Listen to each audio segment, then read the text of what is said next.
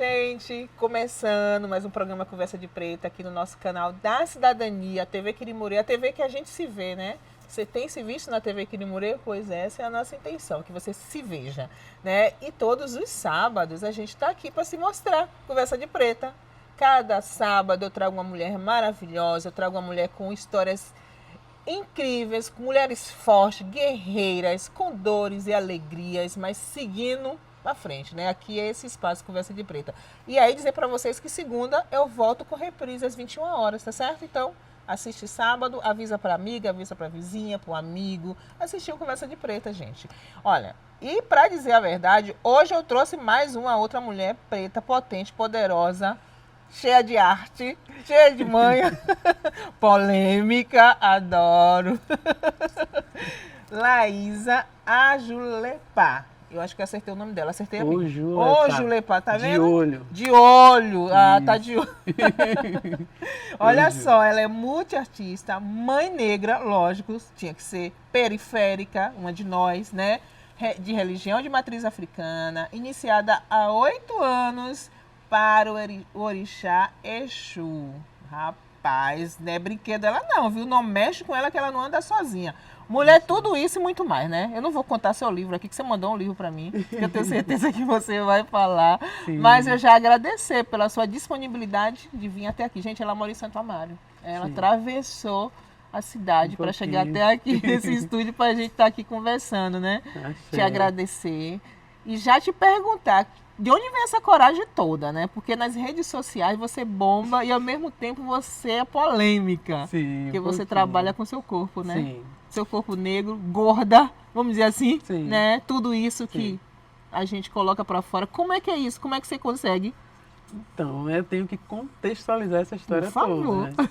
Né? Me chamo Laísa Ojulepá, esse nome Ojulepá é criado como um nome social, né? Para tirar o nome do colonizador e criar a partir das minhas ideias. Ojulepá, que faz uma referência a Ogum, e Oju, que vem de olho, né? Sim. Porque eu fico brincando que eu tenho um olhar específico, num momento específico. Então, um dia você vai conhecer esse olhar e todo mundo. Então, eu venho da ilha de Veracruz, eu fui criada lá, até 16 anos. Morei aqui em Salvador 15 anos e depois eu fui para Santo Amaro. Sim. Nesse processo todo eu vivi muitas coisas. E aí, nesse círculo todo de acontecimentos, eu criei um movimento chamado de Nagô Contact, que começou a investigar as comunidades, investigar a gestão cultural da cidade, o próprio Carnaval de Salvador, como que era interpretado isso como gestora negra. E aí eu caí na situação de corpo depois que eu engravidei, tenho uma filhinha de 3 anos, Emerim, e o processo de violência também que foram acontecendo com o meu corpo, em relações afetivas e tudo mais. Então, quando eu fui investigar isso, foi tão doloroso e tão difícil, porque também outras mulheres negras também vivenciam as mesmas coisas, que eu precisava fazer aquilo virar poesia para eu não adoecer, né? Para eu não, enfim, talvez nem estar aqui hoje. Sim. Então nasceu a vivência Corpo e Subjetividades, que é a investigação do corpo negro, feminino, periférico e materno. Então tem muita coisa aí, é muito babado. E aí você vem de uma família também que dialoga com esse contexto, ou como todas nós, bem distante, a gente que vai aproximando, vai trazendo para perto? Mesma coisa, super distante, minha família é evangélica, eu sou filha adotiva, então eu sempre me senti fora daquele lugar também. Né? Era minha família, mas ao mesmo tempo que eu me sentia parte, também me sentia não parte daquilo ali. E a minha mãe biológica, ela é mãe de 10 filhos, eu sou a 9ª filha dos filhos dela, né? E cada filho... a maior parte são de pais diferentes, então já tenho uma percepção sobre essa mulher negra, né? Que aí eu também trago para minha pesquisa, e principalmente de corpo. E aí tem o perfil do corpo também, então nunca tive essa ideia de entender o corpo desse lugar empoderado de cura também. Então nunca tive, então foi tudo construído sozinho. Nas minhas andanças eu sempre fui muito sozinha, sempre muito corajosa, vim para morar em Salvador com 16 anos, morando numa casa de uma amiga que eu nunca tinha visto na vida, então... Sabe, é muitas histórias e todas elas passam pelo meu corpo e o meu corpo conta essa história, né, através da arte hoje. E aí, o que você tem percebido com essa sua pesquisa, né? O que é que você pode trazer para a gente, assim, de importante, para que a gente também possa refletir sobre isso? Nossa, essa é a parte mais delicada, né? Eu precisei criar um documentário sobre a vivência Corpo e Subjetividades. Ela aconteceu em 3 eixos, que foi Ilha de Veracruz, Salvador e Santo Amaro. E aí eu comecei a invadir as comunidades, invadir mesmo. Não era uma visita na comunidade e falar que eu tinha um projeto, eu fui nas bocas, porque para mim, as mães negras que têm filho envolvido, né, nesse caso envolvido, que já perdeu o filho pelo tráfico, né, pelo processo de tráfico, né, de tráfico nas comunidades, filhos que são presos, então as mães para mim, que eram mais vulneráveis, essas eram as mães objeto especial para minha pesquisa, né? Eu não gosto de falar objeto que fica parecendo uma coisa muito sintética, mas era meu material preferido, né? Que a cura para mim partia disso. Então eu invadi as comunidades, invadi as bocas, fui entender a situação toda, mulheres que fizeram meus problemas ficarem desse tamanho, porque foram realidades muito difíceis, muito difíceis. Eu digo que só quem ouviu o grito de uma mãe ao perder um filho caído de tiro sabe o que é a dor de uma mãe perder um filho, né? Sem dúvida. Então, assim, eu nunca vivi essa experiência, mas eu vi várias vezes, várias. E engraçado que eu fui para fazer a vivência na Ilha de Veracruz, eu morei na Barra do Gil, e assim que eu estava saindo para gravar, veio uma amiga de infância e disse, Lai, você tá aqui, me abraçou e falou, Lai, mataram meu slam. E quando ela me abraçou, tipo, até hoje é muito emocionante para mim falar isso. Tipo assim, eu estava indo fazer uma pesquisa sobre isso e uma amiga de infância me abraçar e contar que mataram o filho dela, né?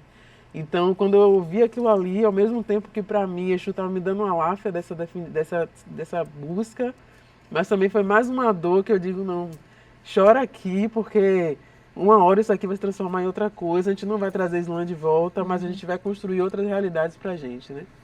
Então, muita emoção, velho, muita emoção. Não posso nem ir demais assim, porque eu fico... Nossa, eu tô arrepiada. aí, muita emoção e forte, né, Laís? E aí o fundamento disso era pegar isso e fazer virar arte. Sim. Chegar até você, chegar até as pessoas de forma doce.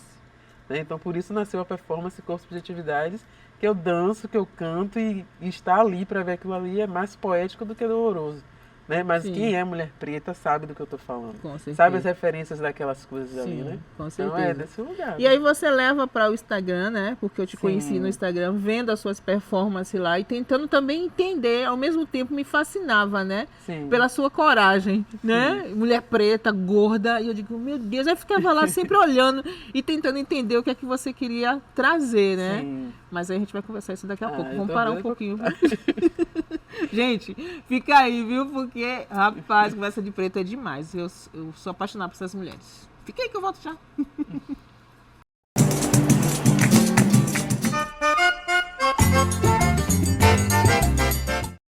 Então, gente, voltamos no nosso intervalo rapidinho, né? Vocês viram que a gente não demora, porque a gente quer contar para vocês as novidades, quer contar as histórias, quer que vocês escutem.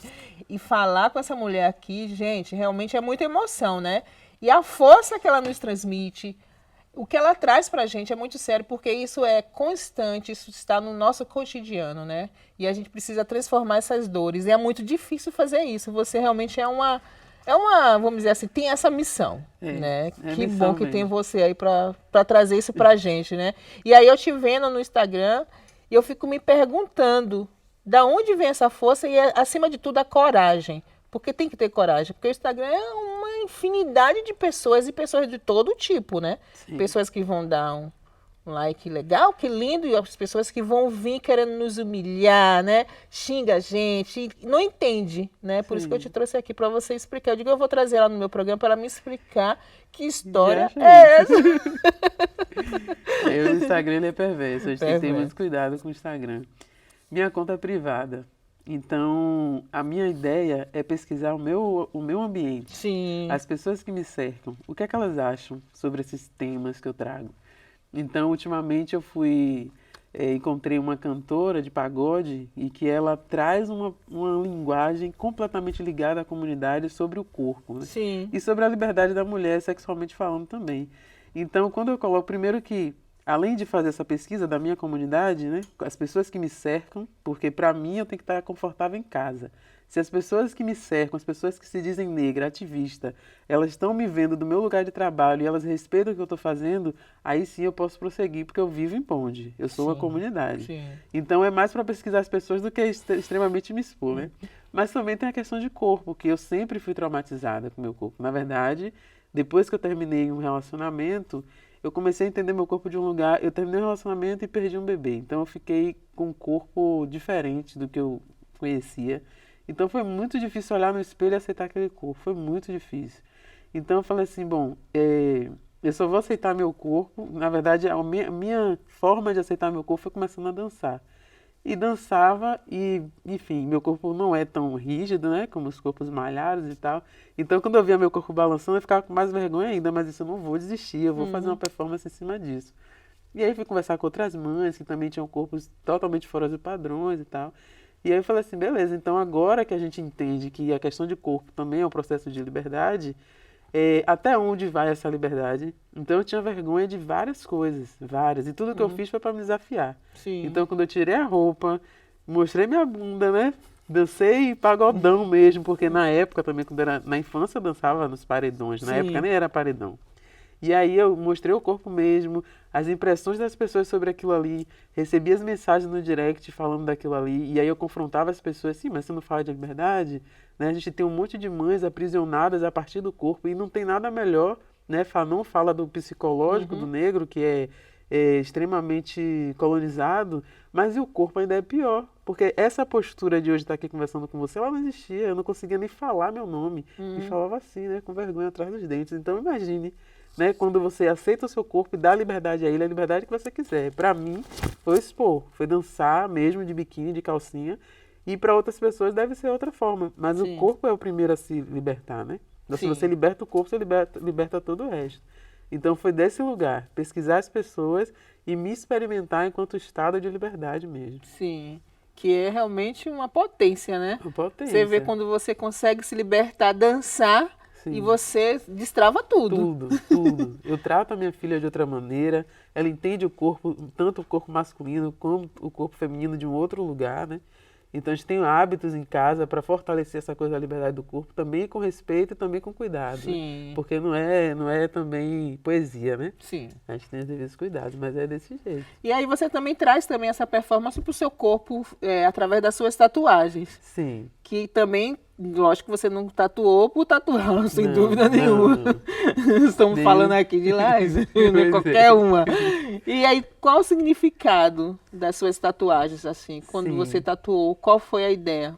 Bom, eu tenho, acho que umas 6 tatuagens. Eu vi essa, na perna. Essa aqui foi um desenho mesmo, feito por mim. Sim. E aí tem vários elementos aqui de orixás, em especial a cobra, atravessando por dentro da cabeça, né?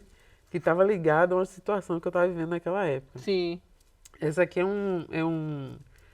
uma folha de samambaia que só tem na beira do rio. Então eu encontrei ela na beira do rio, lá em Santa Amaro, na Cachoeira da Vitória.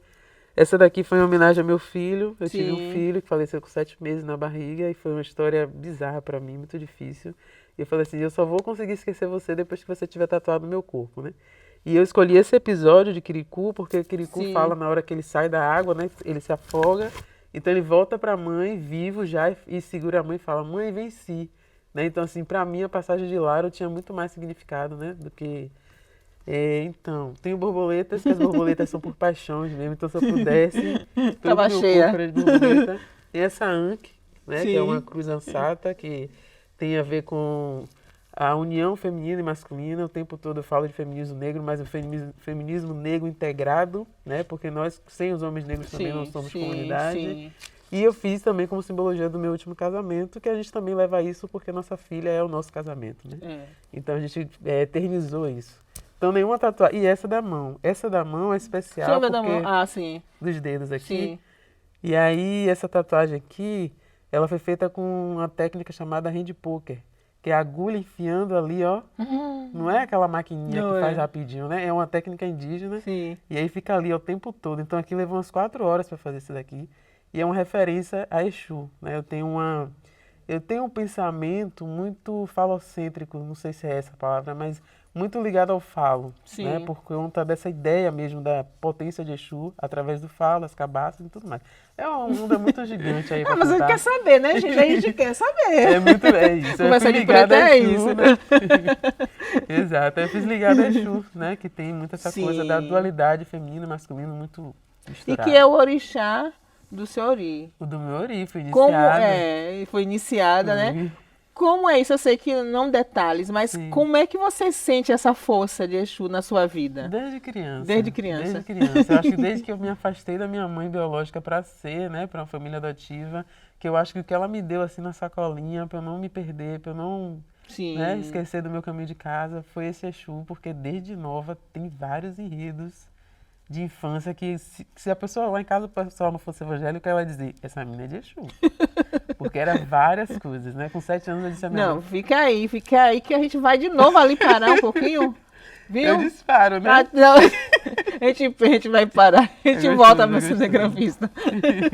Eu gosto disso, que você dispara e esse povo fica. Eu quero saber, gente. Fique aí, não saiam não, que ela vai Eu vou contar mais. embora aí, conta outro dia. Não, ela não vai embora, não. Ela vai ficar. Fica aí que a gente volta já, peraí.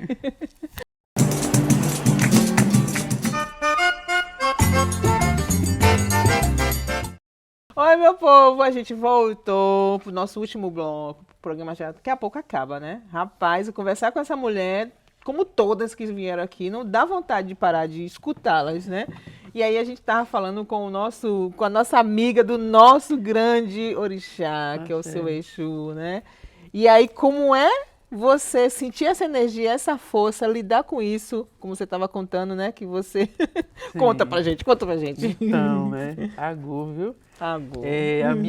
A minha história com o Exu é muito emocionante, que é desde criança que eu sinto que alguma coisa existe. Sim. E que não, eu procurei todas as igrejas, eu fui para Adventista, fui para Católica, todas as igrejas que você imaginar eu fui.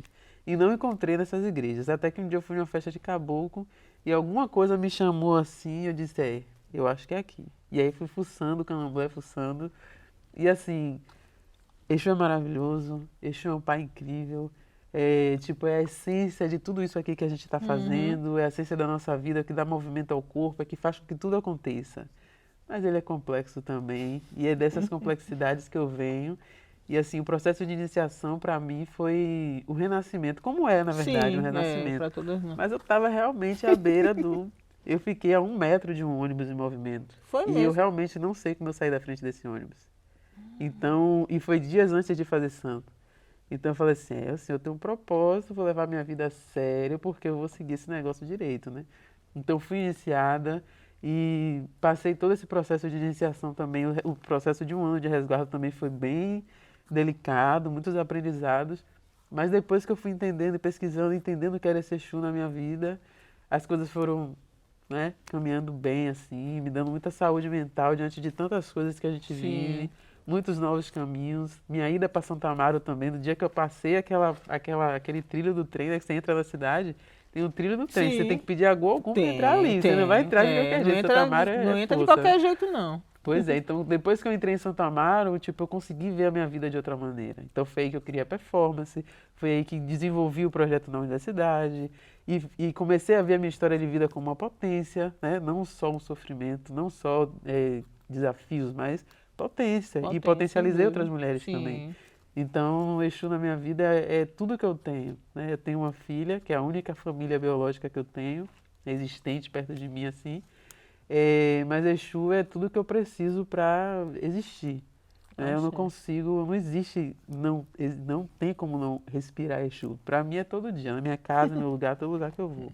Mas sempre com leveza, porque eu também não gosto dessa percepção de Exu como só brincadeira, bebida, né? Eu gosto de um Exu também diplomático, que esquematiza, né? Que se organiza, que é do movimento, dessa coisa mais intelectual também. Né? Então não vou negar a brincadeira, mas perceber um Exu a partir desse lugar.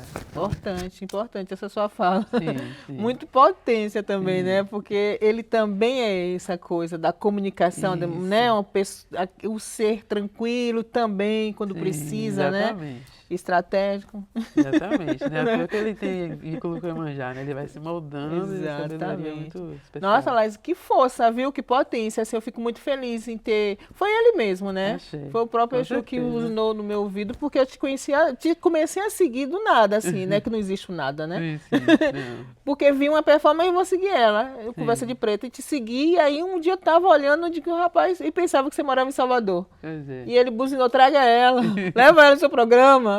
Exatamente para você passar para as pessoas, né? Essa força que você tem de transformar sua dor, né? Usar isso em uma performance, na dança, no seu corpo e aí transmutando, né? Isso. Porque o nosso corpo é potência, né? O nosso corpo realmente é o espaço que a gente precisa o tempo todo estar reverenciando ele, porque ele nos traz muita lembrança, tristeza, mas também ele nos ajuda a liberar muita coisa. Isso. E você É faz a definição isso. do que a gente é, né? É. Sem corpo não existe mais nada. Não existe nada. Aí dentro da universidade, como é que é isso? Como é que é, assim, aí a gente vai para academia, né? Vamos. Só para terminar, só para saber esse detalhe, como é que você lida dentro da academia com esse seu processo, com essa sua pesquisa pessoal e ao mesmo tempo universal, né? Porque você não só se ajuda, você ajuda outras pessoas. Eu espero que as pessoas que estão assistindo aqui nosso programa percebam as mensagens que você está passando, né? Porque é tranquilo, é sutil. Você não vai desenhar. Você está dando a ideia, né? Achei. E passar tudo que você passou, realmente, só você mesmo. Que bom. Como é isso na universidade? Como é que você lida com esse povo? Então, eu acredito na educação. E quando eu cheguei nas bocas para fazer a pesquisa, eu disse para os caras, vocês precisam estudar. Se vocês tiverem sabedoria, você vai gerir isso aqui com muita saúde e não com tanta polêmica como a gente vê. Então, antes de entrar na universidade, eu fui vasculhar quem era a universidade. Sim. E aí, vasculhei em vários lugares do estado também. E Santo Amaro, essa Universidade do Recôncavo, ela chega mais próximo dessa realidade que a gente busca sobre a educação. Então, é um lugar muito mais inclusivo, tem uma secretaria de políticas afirmativas dentro da universidade, tem um programa que pensa como o negro vai entrar na universidade, como ele vai se manter e como vai ser depois que ele vai sair. E eu faço parte desse grupo de pesquisa, já tenho 5 anos nesse grupo. Então, assim, a UFRB eu digo que é diferenciada por conta desses cuidados com a nossa comunidade preta, não é só entrar na universidade, é escolher. Então, eu escolhi o curso, para estar lá primeiro eu escolhi o curso. Ninguém que sentou para me dar aula, eu já entrei na universidade com 27 anos, então já entrei veaca, né? Então ninguém que sentou para dar aula comigo ia citar nada sobre racismo que eu não ia apertar o olho e já sair em cima que nem uma leoa. Então a universidade ela já tinha todo esse cuidado. Então, no grupo de pesquisa tem uma metodologia que é a história de vida como formação. Então, para a gente entrar no grupo de pesquisa, a gente tinha que contar um pouco da história de vida. Eu escrevi a minha história de vida tremendo, porque eu entrei na universidade entendendo que a minha história de vida era um fardo. Era difícil, né? Então eu escrevi tremendo, eu falei, não vou passar, como é que pode? É muita coisa difícil, quem quer ver isso e tal? Quando eu escrevi, que li na sala de aula, para os professores que iam me inserir na bolsa, todo mundo ficou assim, ó, parado assim. Tipo, é isso que a universidade precisa, de pessoas que nem você, que a gente possa entender, dialogar e ver como que a gente pode melhorar em termos de universidade. Então, eu não tenho, assim, desconforto com a universidade. Eu tenho muita alegria. Sim, que porque ótimo. foi onde eu peguei, produzi aquilo ali, tive um nível de conhecimento que eu sou bicuda também, vim da Steve Bico, então eu já cheguei já toda... Com bicão, na diagonal. Bicão, já botei lá no currículo, eu fui da Steve Bico, viu? Cuidado.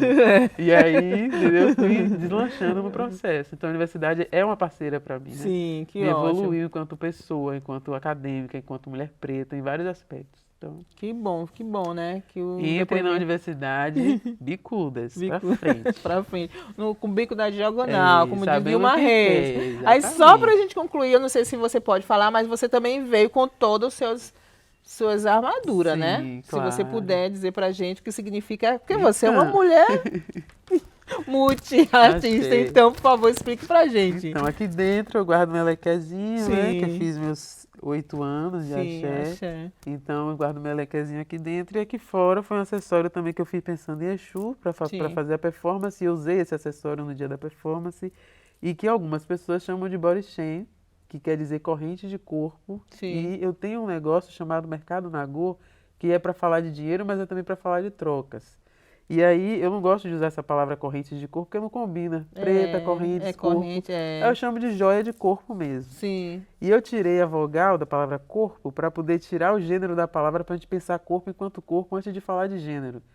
Não é que eu estou desmerecendo a ideia de gênero, mas é porque a gente entendeu o corpo de outro lugar. Sim. E aí, fiz esse acessório para a minha performance e também comercializei esse acessório. Algumas pessoas curtiu e comprou e tal, e foi muito bacana.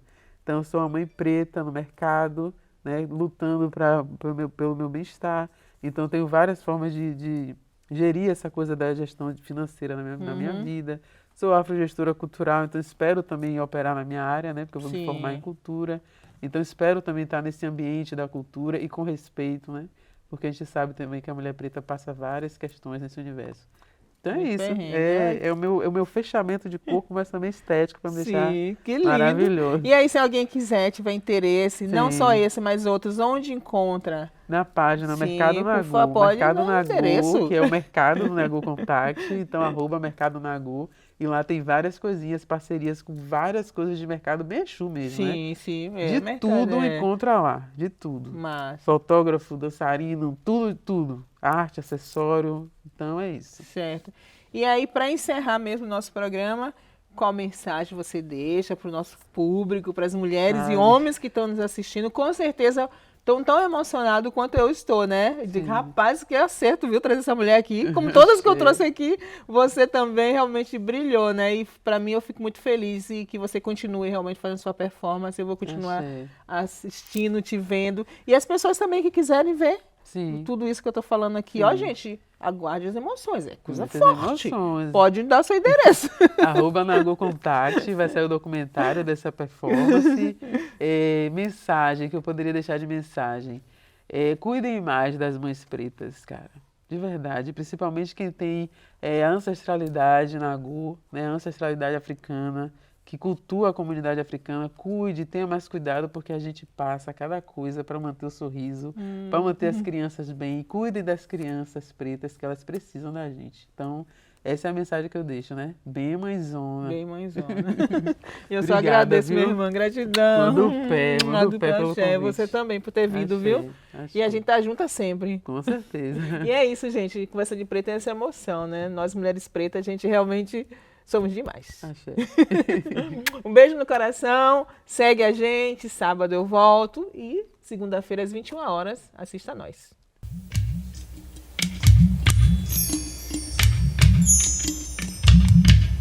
Ora, iê, Oxum, eu quero ter uma casa na floresta com pomar e uma mina com água cristalina pra poder te cultuar. Ora, iê, Oxum, eu quero ter uma casa na floresta com pomar e uma mina com água cristalina pra poder te cultuar.